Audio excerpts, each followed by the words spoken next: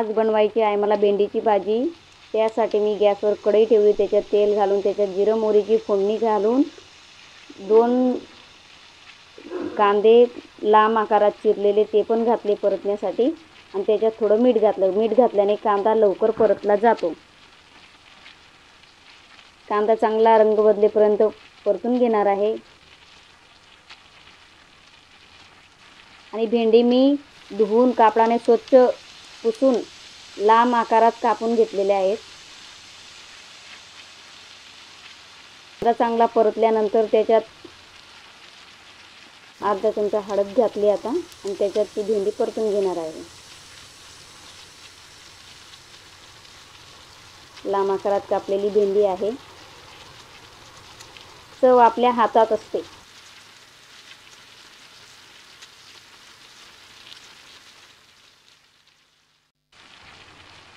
त्याच्यात भेंडी घातल्यानंतर त्याच्यात मीठ घातलं आणि गरम मसाला घातला आणि आता चांगलं परतून घेणार आहे त्याला। भाजी बनवायची पद्धत आवडल्यास चॅनलला सबस्क्राईब करा, व्हिडिओला लाईक आणि शेअर करा आणि सपोर्ट करायला विसरू नका। साधी सोपी आणि सरळ अशी रेसिपी असते माझी। ब्लॉग वगैरे काही शूट करत नाही आहे आता, काही कुठे जाणं येणं होत नाही आहे किंवा काही फंक्शन वगैरे पण नाही घरात, म्हणून तर मी रेसिपी ब्लॉग चालू केलेले आहे। मीडियम गॅसवरच परतून घेणार आहे। आज तर माझा उपवास आहे, पण मग घरात आता मुलांसाठी वगैरे भाजी बनवावीच लागते आणि कोरडी भाजी जास्त करून खात नाही, पण मग आज शेंगदाणे टाकून शेंगदाण्याचं कूट घालून भेंडी बनवायची होती म्हणून मुलांनी होकार दिला आता म्हणून बनवली। त्याच्यात कसुरी मेथी घातली आता परतल्यानंतर, भेंडी परतल्यानंतर धने पावडर टाकलं।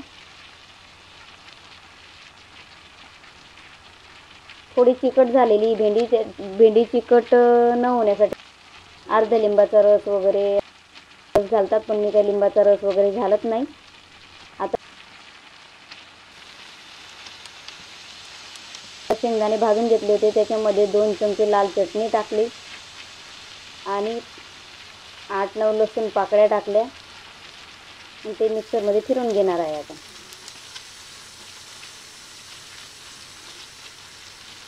भेंडी परतून घेते।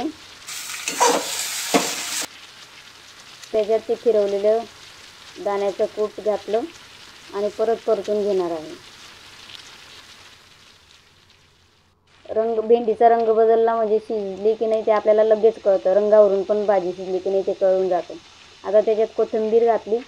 कोथिंबीर घातल्यानंतर परतून झालं की झाली आपली भाजी तयार।